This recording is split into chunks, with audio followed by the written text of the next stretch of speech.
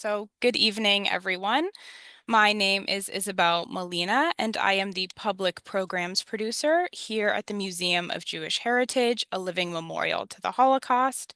I'm very pleased to welcome you all today to our discussion of the Chief Rabbi's funeral, the untold story of America's largest anti-Semitic riot, as part of our History of Antisemitism series and as part of this year's New York Jewish Book Festival. Here at the museum, we are dedicated to the crucial mission of educating our diverse community about Jewish life and heritage before, during, and after the Holocaust. As part of that mission, our programs illuminate the stories of survivors, broader histories of hate and anti-Semitism, stories of resistance against injustice, and more. Thank you for joining us today virtually. We hope that if you're able to, that you will visit the museum in person this weekend for the rest of the 2024 New York Jewish Book Festival. Our in-person kickoff event is tomorrow evening at the museum at 7 p.m.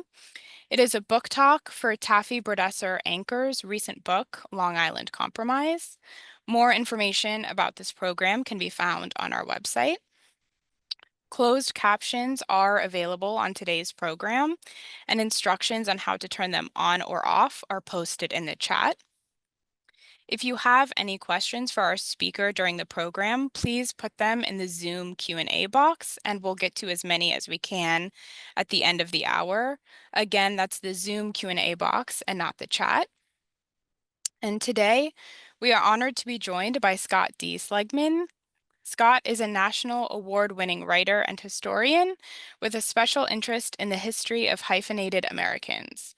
He is a former corporate executive who holds an undergraduate degree in American history from Princeton and a master's degree from Harvard. His first Jewish-themed book, The Great Kosher Meat War of 1902, won gold medals in history in the Independent Publishers Book Awards and Reader Views Literary Awards, and was a finalist in the 2020 National Jewish Book Awards. He lives in Washington, D.C. You can purchase the Chief Rabbi's funeral, which I highly encourage all of you to do, at the link in the chat. Thank you again to everyone for joining us, and now I'll hand things over to Scott. Thank you, Isabel. Let me share my screen here. I can figure out how to do that. Here we are.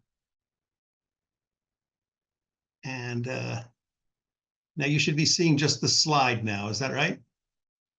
Yes, you're all set. Okay, all right, thanks. Let me start by thanking the two co-sponsoring organizations. This is my first event with the Museum of Jewish Heritage, thanks to Isabel.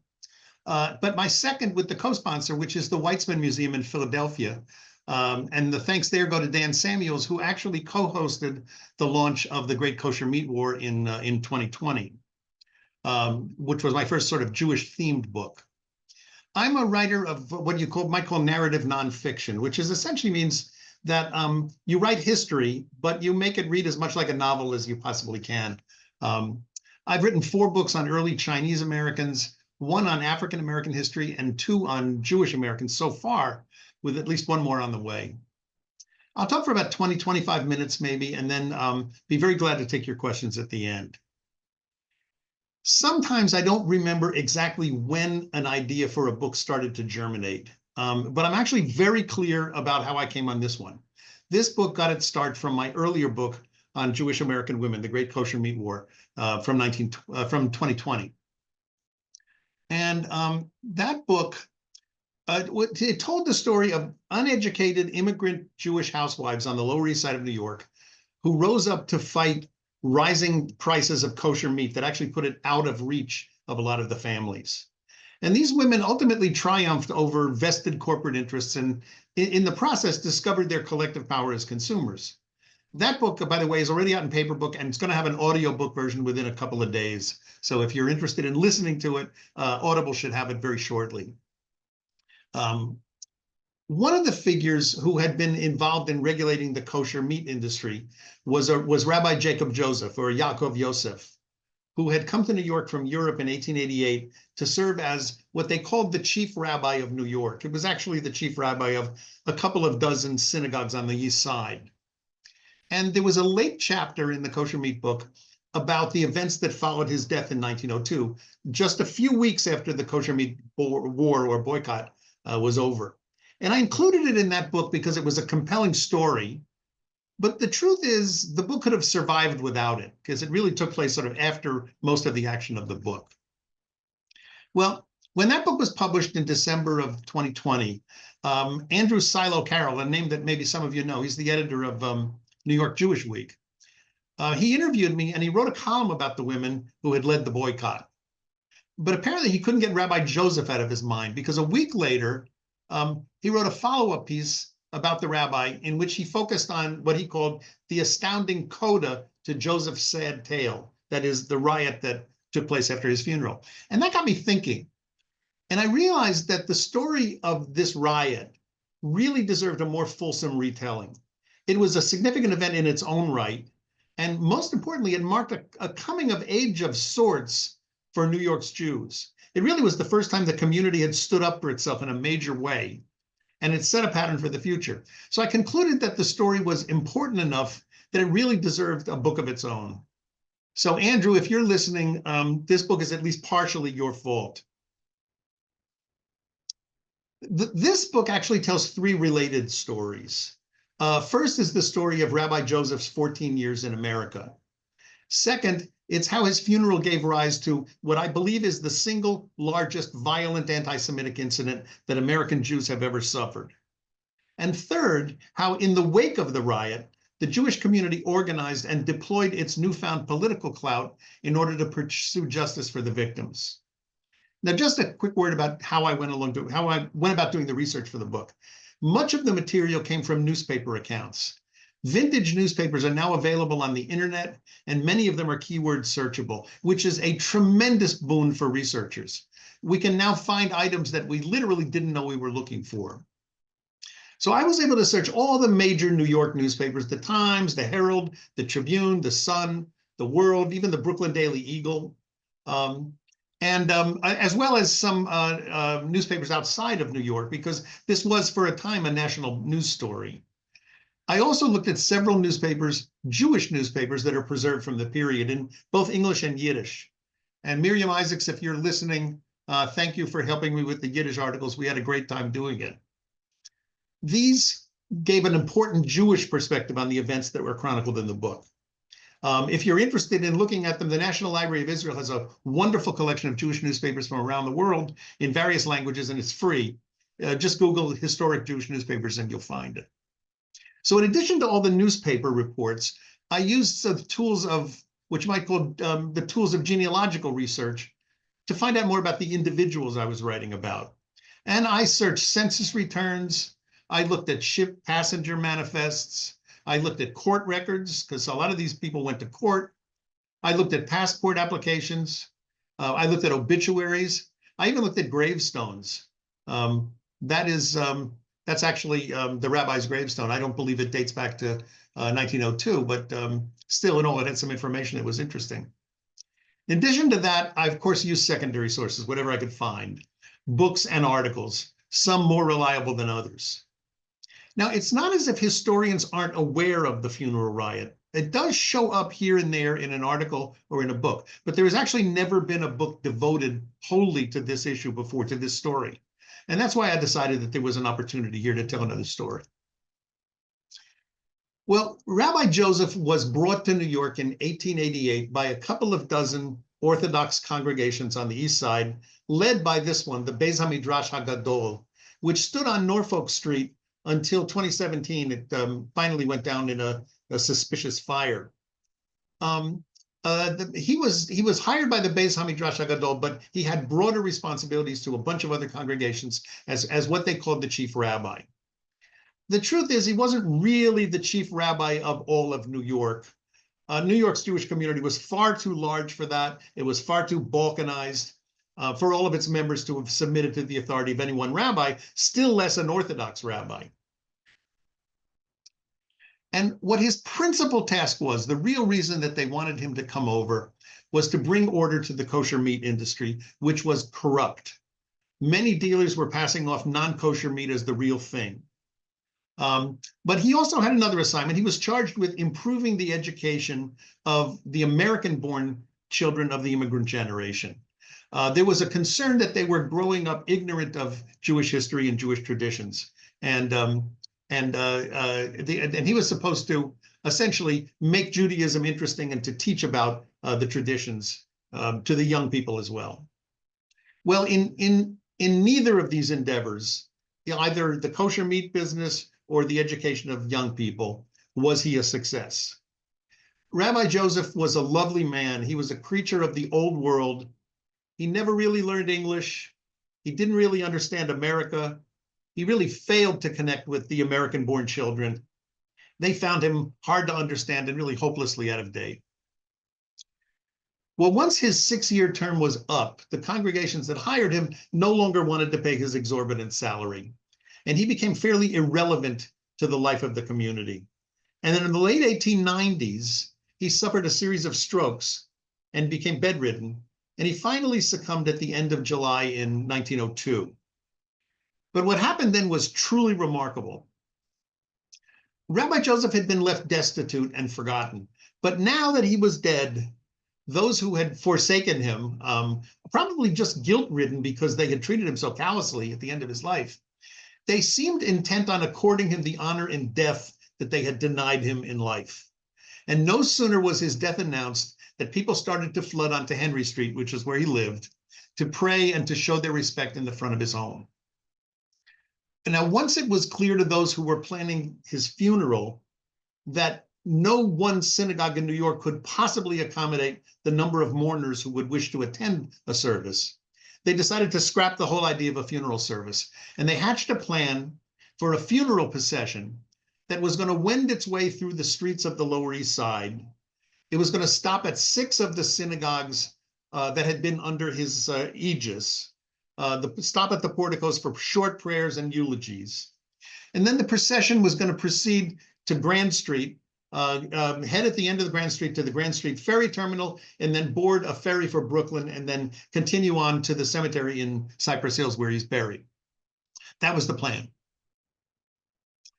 Well, the Lower East Side had never seen anything quite like Rabbi Joseph's funeral cortege. A squad of policemen led the way, followed by 500 singing what they called yeshiva bohers, which really just means Hebrew school students, singing psalms in Hebrew. Next came the hearse. That's the hearse in the middle of the picture.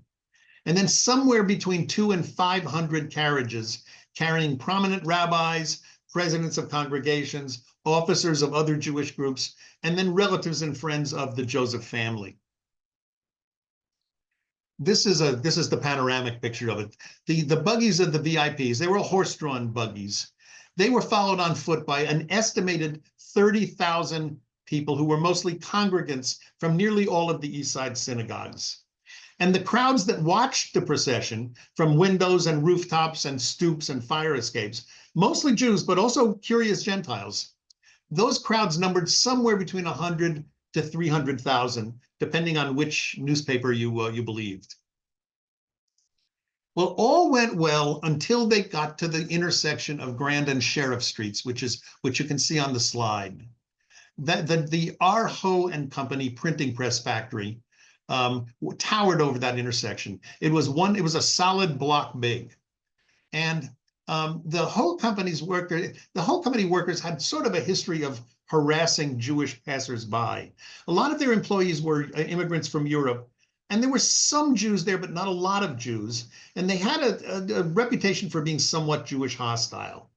The young interns, the apprentices would sometimes go out on their lunch hour and pull the beards of the passing Jews or throw banana peels and apple cores down on them. So it was a place that Jews sort of knew to kind of avoid. But nobody thought anything bad was going to happen on a day like this when the whole town comes out for the funeral of a rabbi.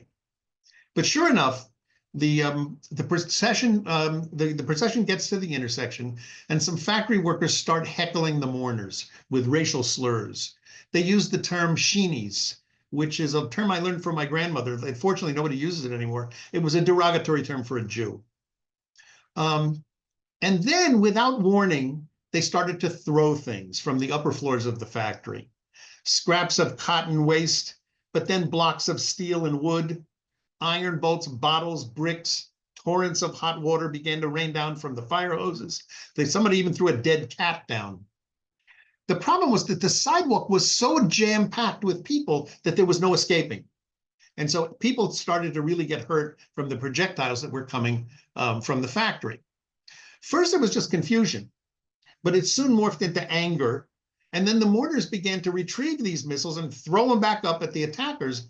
Before long, every single window on the Grand and Sheriff Street facades of the Hoe building, basically all those windows you can see in the picture, there were more than 100 of them, every single one of them was shattered. There was only a small party of police escorts, and they were absolutely unable to keep order. So Robert Hoe III, who was the owner of the factory, called for reinforcements. He called the police. But by the time 8 patrol wagons bearing something like 200 officers from 5 nearby precincts, by the time they appeared at the factory, the violence had more or less subsided. These men were under the command of Inspector Cross, Adam Cross, a man of Dutch origin, who had, I think putting it mildly, he had no love for Jews. He made no effort to size up the situation or to distinguish the aggressors from the victims. He issued no warnings for people to disperse. But the only thing he did do, despite the relative calm, because things had calmed down by now, was to order his men to, quote, club the life out of them and, quote, kill them. And then his officers dutifully drew their billy clubs and they started beating up Jews. The New York Post reported that, and this is a quote, men were flung down, women were dragged out by the arms and shoulders and pushed headlong down the street. The New York Herald wrote that nightsticks were used, quote, without discrimination as to age, creed, or race. And the New York World reported that the police basically struck every man who looked like a Jew. Now, the Yiddish-language papers, this was the headline of the Vorwärts, or the Forward, which was a socialist paper. They actually referred to it as a pogrom. They called it a bloody pogrom. Now, in fact, it really wasn't exactly a Russian-style pogrom. Nobody died in this. But it was inevitable that people who remembered pogroms, people who'd been terrorized not only by peasants, but also often by the authorities in Russia, would make the connection. It was mass violence against a gathering of peaceful Jews. And hence, the comparison was obvious. By the time it was all over, men with heads bleeding from the projectiles and the blows from the nightsticks were lying prostrate on the street, as were women and children who were trampled in the commotion. No fewer than 200 people were injured. A lot of people were treated on site by medics who came from the hospital, but those with serious wounds were ferried back to the hospital in these horse-drawn ambulances, you can see in the picture. Well, those who were arrested, most of them were Jews. There were, I think, 2 Hoe employees arrested as well. Many of them actually bearing their bruises, they were brought to Essex Market Police Court. And what was interesting then was that several prominent Jewish attorneys who were summoned appeared to defend them. What was interesting about this was I was expecting that they would all be Russian Jews, but they weren't. There were German Jews from uptown, there were Russian Jews from downtown, attorneys all. There were Reform Jewish attorneys, there were Orthodox attorneys. It really united the Jewish community, which was somewhat strange. The uptown Germans didn't have a lot to do with the downtown Russians. They were kind of embarrassed by them because they were immigrants. The Russians didn't really think Reform Judaism looked like Judaism. So there was not a lot of love lost between the uptowners and the downtowners, but that didn't matter once this happened. When Jews were struck, it was everybody's problem, and they united. The magistrate was a man named John Mayo. He didn't even hear all of the defendants out. He insisted that, and this is a quote, "this spirit of lawlessness on the East Side should be discouraged." And he lectured a lot of the victims. He fined some of them. Those without the means to pay the fines were actually held in jail, and several were held over for trial. Well, that evening, a dozen or so Jewish physicians, attorneys, and businessmen assembled to discuss the best way to achieve a full and fair investigation and punishment for the people who had attacked the mourners. They wanted to ensure that people who attacked innocent Jews were brought to justice, and that nobody be permitted to blame the victims or sweep the matter under the rug to avoid consequences. They had enough experience to know that these were real possibilities. In fact, Robert Hoe and Inspector Cross had already made statements to the press telling them that the Jews had come prepared to make trouble, which of course was preposterous. These were people who were attending a funeral. They didn't come to throw rocks. Among those who were assembled was a Polish-born criminal lawyer named Abraham Saracen. His father was a publisher of two Jewish newspapers, two Yiddish-language newspapers in town. And he would become one of the leaders of this effort to secure justice for the victims. Pretty soon they got together and they formed an organization. It was an ad hoc group. They called it the East Side Vigilance League. And they knew that in the past, Jews had really never gotten a fair shake from the local government because they lacked political power. Jewish peddlers and strikers were often abused by the police force, a large number of whom were Irish, and they seldom got justice from the authorities, like Justice Mayo. And when they complained about the behavior of the police, they were usually ignored. And I found a case from 1894 where Jews had been beaten up. These were demonstrations. This was a strike. It was a workers' strike, and the police came and beat them up, even though they actually had a permit to demonstrate. And so they took the police to task. The police department appointed an inspector to adjudicate the situation. And then when they testified against the police, the inspector said, they told him to go home. He said, "I will not believe a Jew under oath." So they were used to not being taken seriously. They didn't have a lot of recourse when these kinds of problems happened. But times were changing now. With the arrival of multitudes of Russian and Central European Jews at the turn of the century, New York's Jews began to acquire the clout at the ballot box that they had never possessed before. And in fact, it was very clear to the mayor, Seth Low, Jewish support had been key to his election. He was a reformer. He was not part of the Tammany Hall machine, which had governed New York for most of the 19th century, actually several decades in the 19th century, and then came back into power later on. But he had sat for election at the end of 1901, and had taken office in 1902. He only won the election by about 30,000 votes, and he knew very well that it was Jewish votes that had put him over the top. He had a political debt to them. He understood it, and he was willing to pay it. So when this Vigilance Committee asked him to ensure a fair investigation of the riot, which, as I say, Inspector Cross had already publicly blamed on the Jews, he was only too happy to comply. He had appointed a man named John Nelson Partridge to clean up the police department. And the first thing he did was he asked Partridge to give him a full report of what had happened. Well, the East Side Vigilance Committee provided the police with dozens of witnesses, but it soon became clear that the department could not be trusted to police itself. They went to Inspector Cross, and he wrote the report, and it was self-serving and it was a lie. So they decided that they were not going to get justice in the police department. And so they put a little additional pressure on the mayor, and the mayor eventually named a 5-man citizens committee, including 2 very well-established Jewish attorneys, Louis Marshall and Nathan Bijur. And he appointed them and asked them to investigate the riot. And he gave them wide berth to look not only at the riot, but the broader picture of police abuse of the Jewish community in New York. This was, as far as I know, the first citizens committee ever appointed in America to investigate an ethnic riot. And after weeks of testimony, it delivered a blistering report that not only exonerated the Jewish community, but also indicted the police and even the court system for discrimination against Jews. Well, before it was all over, the Jewish community actually had forced 5 different investigations, one within the police department that nobody believed in, one by the district attorney, which did result in some indictments, one by the citizens committee, and then 2 by committees of their own. And these resulted in 3 police disciplinary hearings, half a dozen accelerated retirements from the force, several transfers out of the Lower East Side, and the resignation of Commissioner Partridge and his deputy, who was particularly loathed by the Jewish community. 2 officers and a handful of Hoe employees were tried for assault. Nobody was ultimately punished for it. But even the city magistrates were chastised in the report. The mayor warned them publicly that their prejudice against Jews had permitted the police to take too much license in carrying out their responsibilities.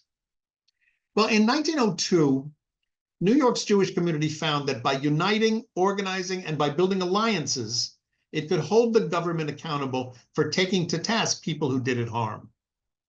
And in the more than a century since then, organizations like the Anti-Defamation League, the American Jewish Committee, the American Jewish Congress, all of which were established in the wake of this 1902 riot, or within about a decade or so, they've done more or less the same after incidents like the murder of 11 worshipers at the Tree of Life Synagogue in Pittsburgh. And they're working now to counteract the anti-Semitic violence we're seeing on the college campuses, as they seek to leverage their political influence to combat discrimination and secure justice in modern times. They have in effect borrowed a page from the East Side Vigilance League's playbook. Well, when people speak of anti-Semitism, even of racism in general, it's often accompanied with a wringing of hands. People say it's always been with us. They predict that it always will be. Eradicating it may not be possible. But at very least, we can impose a significant and deterrent cost on it when it rears its hideous head in violent expression. And in 1902, that's what New York's Jewish community showed us how to do. I will now unshare my screen, and I'd be very happy to answer questions. Thank you, Scott, so much. Oh, I've disappeared. Here I am. Thank you, Scott, so much for that great lecture. It was really a history I knew nothing about, so I certainly Neither did enjoyed I it. before I wrote about it. Excellent. Well, we have a bunch of questions from our audience. I'll pose them to you one at a time. I may combine certain questions if they're a bit similar. And apologies in advance to anyone whose question we don't get to today, but we'll try our best to get to all of them. The first question kind of goes back a little bit to the chief rabbi, Jacob Joseph.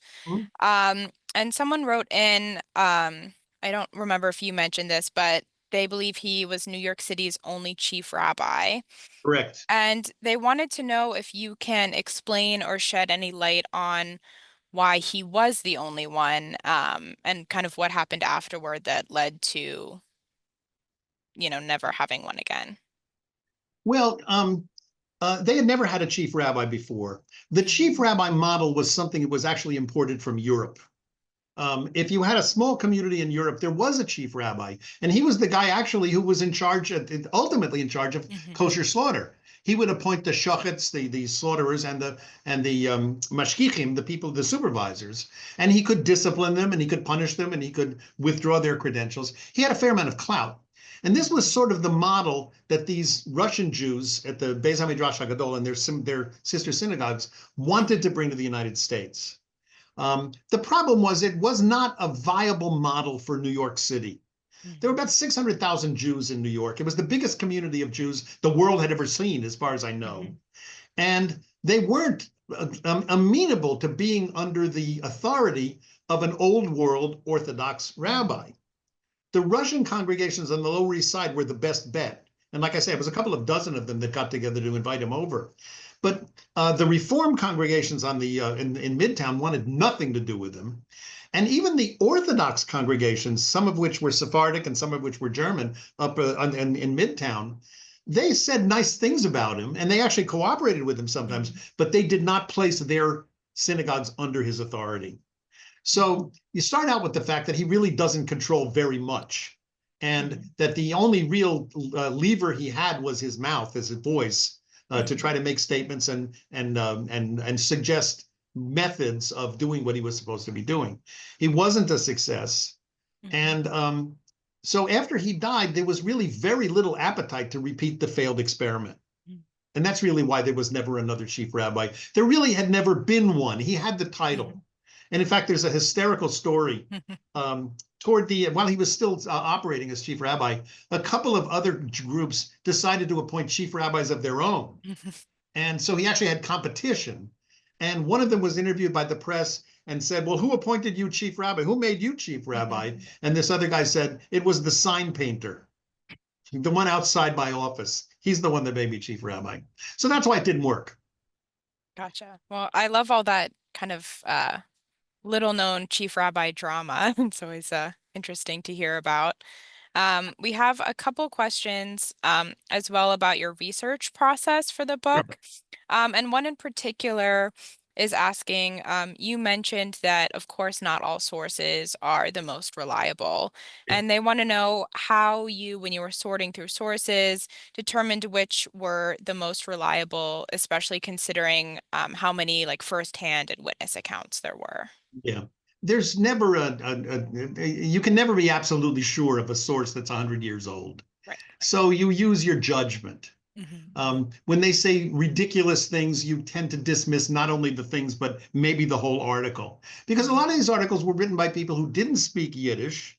They didn't really know Jews. They were trying to report on what was happening in somebody else's community. And they never knew when they were getting played by somebody. They would have sources, but they didn't always necessarily need to trust the sources. So you kind of use your gut. And, because it's narrative nonfiction, I have a policy when I write that I will not invent dialogue that was never said, and I will not put thoughts into people's heads who may not have thought them unless they were very, very clear from their behavior that they had those thoughts. Not all writers do that. That's my own system for myself. And so I won't use it. I won't use dialogue, or I won't use something without a source for it. And sometimes if the source is really, really dicey and I don't believe it, I just won't use it at all. The truth is, I think I'd write my narrative would probably be spicier if I were willing to take everything that was out there. But I feel a responsibility as a historian to use some judgment. I think that that judgment is definitely appreciated. We have one question. This might be pretty quick. Someone who may have missed when you mentioned about how many estimated mourners were in attendance, and they're wondering how this compares to the funeral procession for the Yiddish writer Sholem Asch. Oh, Shalom Aleichem, isn't it? Oh, yes, excuse Shalom me. Aleichem. Yeah. It was bigger than Shalom Aleichem's funeral. Hmm. And actually, one of the things about Shalom Aleichem's funeral was that this having happened, Hmm. there were police up the wazoo at some of the later very large funerals in the Lower East Side, and it didn't happen again. And it may well be because of this fiasco that happened. So there was something, it's really hard to know how many mourners there were. Some of the papers said 100,000, some of the papers said 300,000, and you also had differences in judgment about how many carriages there were, how many people in the procession and stuff. But as far as I know, there was never anything like it before, and there hasn't been anything like it since on the Lower East Side. And we're talking hundreds of thousands of people Gotcha. at the end of the day, Thank you. if you include spectators. Definitely. Thank you. We have one other fairly quick question as well. Someone is wondering if you know which hospitals took in the wounded. Yeah, Gouverneur Hospital was the one. I don't know if that even still exists in New York, does it? Not to my Yeah, knowledge. I don't think it probably does. Yeah. I had a picture of it, but we wound up not using it in the book Hmm. because it played a cameo role. Most of the people, actually, what happened was that the hospital actually sent out ambulances with medics. And a lot of the people were treated on site by the medics. And then a lot of the other ones just went back to their own doctors if they weren't seriously injured. It was only the very, very seriously injured ones that were taken by ambulance back to Gouverneur Hospital. And one or two of them they didn't think were going to live, but it turns out everybody did. Thank you. And definitely good to hear everyone lived. Yeah. We have another person who's sort of asking about your research and previous work. Um, they are asking about your previous book, The Kosher Meat Wars, Mhm. and how you mentioned that it was your first book about a Jewish subject. They're wondering how you got started writing about Jewish subjects, and also if this writing has any connection to your previous work as well. Very much so. Actually, I didn't start writing about Jewish subjects. I started writing about Chinese Americans. I Hmm. wrote 4 books on Chinese Americans. I had just come back from China. I was Hmm. early retired, and I wanted to do some writing. And I realized that Chinese American history was one of those really underserved areas. Hmm. I mean, when I was growing up, American history was a bunch of white guys, and mostly Christian guys talking to each other. And nobody paid attention to women's history. Nobody paid attention to African American history. Certainly Asian American history was underserved. And so I wrote a couple of books on that, including one called The First Chinese American, about a Chinese activist in the 19th century who richly deserved a biography. And the only reason I got to him was that nobody paid attention to him before. So after 4 books on Chinese Americans and one on African Americans, I kind of was drawn back to my own traditions. My great grandmother was on the Lower East Side during the Kosher Meat War. Unfortunately, I didn't know her well enough to ask her when I was 3 years old before she died. But I believe she probably participated in it. And it wasn't exactly my first Jewish rodeo because I wrote several articles as well. If you go to my website, which is seligmanonline.com, you'll see some of them. I wrote one actually about Chinese and Jews. That was in 1903, in the aftermath of the Kishinev pogrom in Russia. There actually was a fundraiser put on for the Jewish victims in Russia by the Chinese community. And I wrote an article about that because I was fascinated by it. And I'd written a few other ones on Jewish history as well. This is what I've been concentrating on for the last several years, until I run out of topics. Thank you. And before we move on to more questions, I want to say thank you to someone who put in the chat that Gouverneur is now a nursing facility, not a Okay. full-scale Thank you for hospital. that. So thank you. Appreciate it. We have some more questions coming in and some we haven't gotten to yet as well. Someone is asking you if you have any ideas about why you think this story has gotten so little attention. Yeah, why you think that might be. Well, the same is true actually of the kosher meat boycott. I found out about it in an article in American Jewish History in a journal by a Yale professor who now deceased, who wrote 14 pages on it, and I was never able to find anybody else who wrote more on it. She was the one who actually discovered it in the annals of history. A lot of this stuff has been forgotten. And this, after all, was a fairly passing thing. It was, it was over in the investigations and everything like that were over within a matter of months or two. And then people moved on. My thesis is that not that these events were necessarily remembered as such for a long period of time, but that the tactics that were used were sort of baked in after that. I don't think after the kosher meat boycott that Jewish American female consumers needed any more instruction about how they could affect change in the consumer markets if they put their minds to it. And so I think the tactics sort of became second nature. Yeah, I mean, did people remember the kosher meat war in the 1970s and 80s? I doubt it, but they used some of the same tactics. Thank you. We have now, I'll combine a few questions. We have some people asking what your thoughts on how people who are, of course, reading this today in a different time period, if they can take any lessons with them from it, and also if you think that there are any parallels between now and today as well. Yeah. Let me say it this way. Anti-Semitism has been with us in America since before there was a United States. It's going to survive me, but I'm already in my 70s. It's going to survive you, Isabel, as well.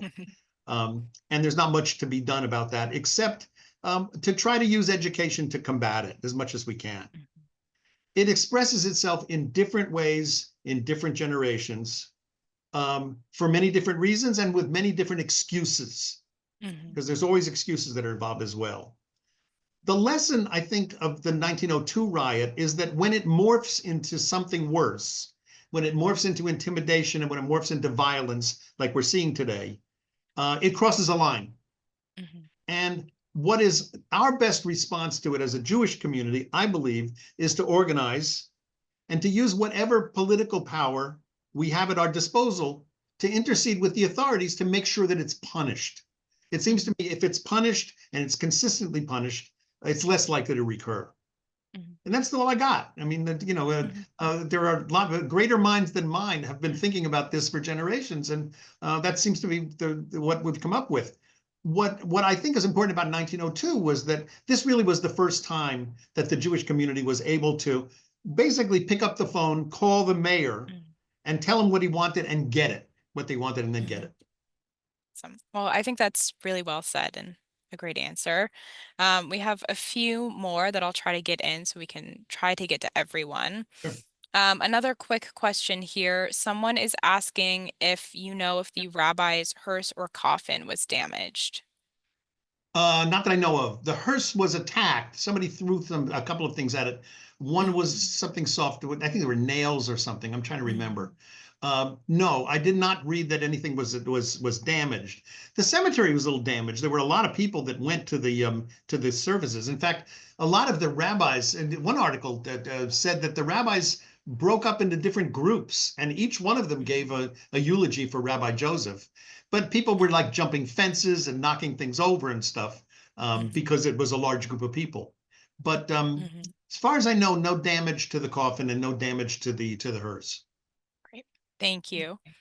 So we are nearing the end of our program. I'll try to squeeze in the last couple questions. We have a couple I'll combine now that I think might be a good place to end on. We have a few people who are asking what is next for you, and someone in particular would like to know if there are any plans to turn this book into a documentary or Uh, movie. well, occasionally I have actually signed um, agreements. I think they call them shopping agreements with Mhm. people that want to make various of my works into a movie. Um, they, I'm somewhat skeptical of Hollywood. I'll sign the Mhm. agreements, but so far there are no movies based on any of my books, and I'm not Mhm. really expecting one in this lifetime. But it could happen. I've Mhm. written a few things that I think would make very good movies and very good documentaries, but doesn't mean that anybody's going to do it. Mhm. There is another book in press. It'll be out at this time next year. The working title is The Great Christmas Boycott of Mhm. 1906. And the subtitle is Antisemitism and the Battle Over Christianity in the Public Schools. This happened 4 years after this book. And Mhm. it was a protest on the part of the New York Jewish community against what they saw of was proselytizing through the schools. They didn't Mhm. like Christmas pageants in the schools and Bible readings and things like that, and they rose up to try to stop them. Not to Mhm. tremendous success, but it kind of Mhm. it looks at this whole question of the whole issue of religion in the public schools had been a Mhm. Catholic Protestant struggle all through the 19th century, but now there were Jews involved. This was Mhm. the entry of Jews into that controversy. So that'll be at same publisher, Potomac Books, which is Mhm. an imprint of the University of Nebraska Press. And look for it in your local bookstore about a year from now. Thank you. Well, I will definitely keep an eye out for that, and I And I'll come personally back would and talk if you want me as well. we would love to. So keep an eye on the museum's website. I Mhm. personally would also love to watch a movie based on this book. So maybe one day.